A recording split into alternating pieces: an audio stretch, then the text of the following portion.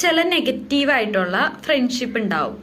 ഇപ്പൊ boys ആയിട്ടായാലും girls ആയിട്ടായാലും negative എന്ന് വെച്ചിട്ടുണ്ടെങ്കിൽ നമുക്ക് അവരെ കൊണ്ട് യാതൊരുവിധ യൂസ്ഫുള്ളും ഇല്ല. അവര് നമ്മളെ ഭയങ്കരമായിട്ട് ഡിസ്റ്റർബ് ചെയ്യുക, ഇങ്ങനെ മെസ്സേജ് അയച്ചുകൊണ്ടിരിക്കുക, ആ ഒരു ഇടത്തിൽ വെറുതെ കോൾ വിളിച്ചുകൊണ്ടിരിക്കുക.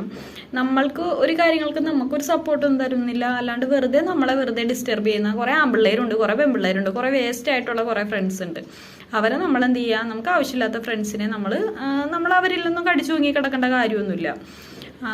എനിക്ക് അങ്ങനത്തെ ഫ്രണ്ട്സൊക്കെ ഉണ്ടായിട്ടുണ്ട് കേട്ടോ. ബോയ്സും ഉണ്ടായിട്ടുണ്ട്, ഗേൾസും ഉണ്ടായിട്ടുണ്ട്. ഒരാവശ്യമില്ലാണ്ടുള്ള ഫ്രണ്ട്ഷിപ്പ്. കാരണം എന്ന് വെച്ചാൽ നെഗറ്റീവാണ് അവരെ കൊണ്ട് നമുക്ക് യാതൊരുവിധ ഉപകാരവും ഇല്ല, എന്നിട്ട് ഉപദ്രവം ഉണ്ടാ അതും ഉണ്ട്. അങ്ങനെയുള്ള ഫ്രണ്ട്സിനെ നമ്മൾ ഒരിക്കലും നമ്മുടെ ജീവിതത്തിൽ അവരെയൊന്നും കൂടെ കൂട്ടിയിട്ടൊന്നും ഒരു കാര്യമില്ല. അങ്ങനെ ഉള്ള ഫ്രണ്ട്ഷിപ്പ് ഉണ്ടെങ്കിൽ അപ്പം തന്നെ അതിനെ വേണ്ടാന്ന് വെക്കുക. അതാണ് ഏറ്റവും കൂടുതൽ നല്ലത്. ഞാൻ ചില ഫ്രണ്ട്സിനെയൊക്കെ ഞാൻ ഇങ്ങനെ ഒഴിവാക്കിയിട്ടും അവർ പിന്നെയും വരുമ്പോൾ ചിലപ്പോൾ മിണ്ടി പോകാറുണ്ടായിരുന്നു.